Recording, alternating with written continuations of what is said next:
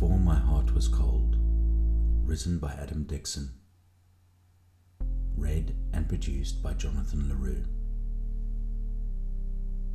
The cellar was cold, and it felt more cramped with every visit.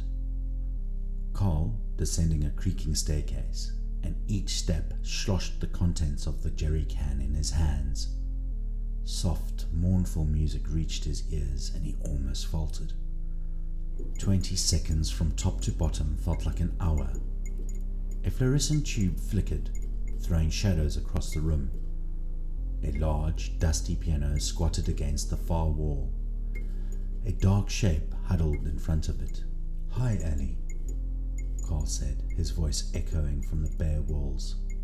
There was no response, only the slow music from the piano and the ticking of the light above. Carl shivered as he unscrewed the heavy cap and carefully poured petrol. He wrinkled his nose at the stink of the liquid. He had loved that smell once upon a time. "You're back early," Elisa stated, not turning her head. 2 weeks to the day I last saw you, minus 3 hours, 7 minutes and 28 seconds. She was seated in front of Carl, facing the old piano. "Yeah," Carl said as he put aside the empty can. He replaced the cap and rested his hand on the cool metal surrounding it as if to transfer his warmth.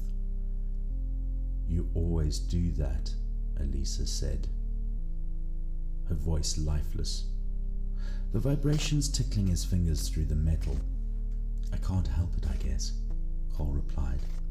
He stepped back and looked at her, a lump in his throat. He examined the metal plate which covered the back of Elisa's head and went on to form her left arm. He still marveled at the workmanship. It looked so real, with only a light rusting at the elbow giving its material away. He couldn't even see the myriad of wires and tubes which lay beneath. "Do you like the song?" Elisa asked, still looking at the piano. Carl moved beside her as her fingers danced across the yellow keys. Carl's chest tightened as the minor chords touched his soul. "It's beautiful, Ellie," he whispered.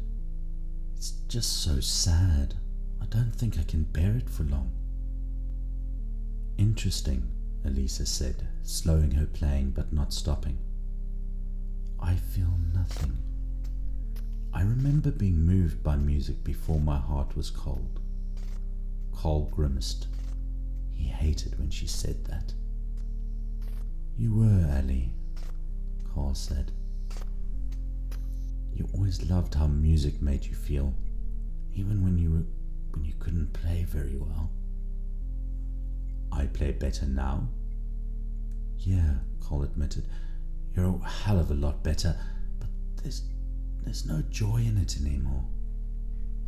"Joy?" Elisa stopped playing and turned around. The chains which snaked around her ankles gave a dull rasp against the cellar floor. Carl winced as Elisa's face came into view, more than half of it covered by metal. Her eyes were still the same pale blue, but now freckles only covered her right cheek. Her button nose was gone, replaced by a sharp metal ridge, a dreadful substitution.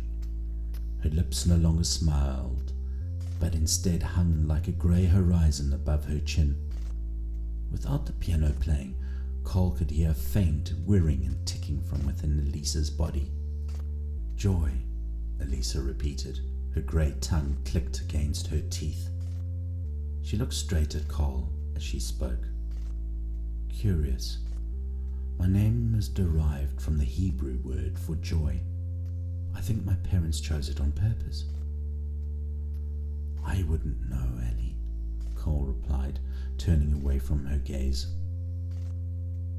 "There was no joy after you changed me." Her voice was cold, like the rest of her. "You all regret it now." "Ellie, stop it," Carl pleaded. Reached for her shoulder. His hand touched steel and a chill ran up his arm. "My injuries were fatal, but you all decided that I shouldn't be allowed to die," Lisa pressed on in her sterile tone. It's strange, especially when most people wouldn't force a cherished pet to stay alive when they are suffering. It was selfish. Ellie, don't talk like that, Carl snapped, and he forced himself to look into her still beautiful eyes. You were everything to us. To me. We couldn't let you slip away like that. We needed you, yeah. I needed you. Not like this, Elisa replied, her eyes boring back into Cole's. Nobody wanted this. That's why I am down here, out of sight, out of mind. You're the only one who still comes back.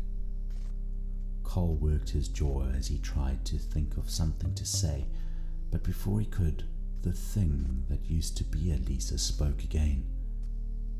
You're lonely, aren't you, Carl? Carl was startled and took several moments to answer. Yeah, I am, he said at last. I hoped things would get better, but I still ought to look after you. That's the right thing to do. 5 years is a long time when something is hopeless, Elisa said as she turned back to the piano. The mournful music resumed, filling the quiet cellar. Visiting me causes you pain. It's illogical.